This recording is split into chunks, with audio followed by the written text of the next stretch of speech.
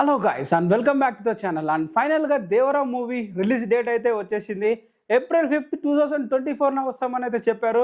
But ఆ డేట్కి అయితే రావట్లేదు, పోస్ట్పోన్ అయితే అయ్యింది. దేవరా మూవీ ప్రస్తుతానికి అయితే ఇప్పుడు వాళ్ళు ప్రకటించిన డేట్ వచ్చేసి అయితే 10/10/2024 అక్టోబర్ మంత్ 10th తేదీకి అయితే రిలీజ్ అయితే చేస్తున్నారు. అది కూడా వెనస్డే ప్రీమియర్స్తో అయితే వస్తుంది. మూవీ గురువారం రిలీజ్ అవుతుందని చెప్పాలి.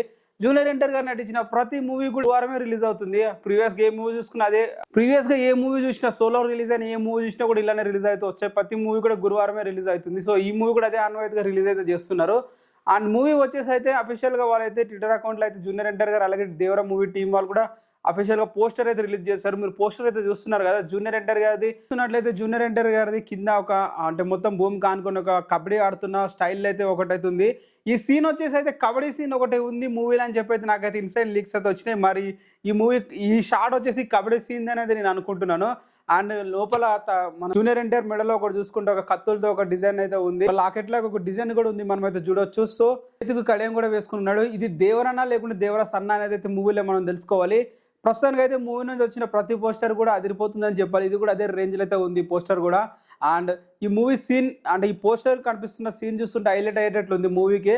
అండ్ ఇది కబడ్డీ సీన్ అయితే అనుకుంటున్నాను, మరి ఏ సీన్ ఉంటుందో తెలియదు. ఇప్పటివరకు వచ్చిన ఇన్సైడ్ ఇన్ఫర్మర్ ద్వారా నేనైతే ఈ విషయం అయితే చెప్తున్నాను, నాకు స్పెషల్గా ఎవరైతే చెప్పలేదు. అండ్ అలాగే పోస్టర్ మీరు చూస్తున్నారు కదా, ఎలా అనిపిస్తుంది ఈ పోస్టర్ చూసిన తర్వాత కింద కామెంట్ చేయండి. ఛానల్ని సబ్స్క్రైబ్ అయితే చేసుకోండి.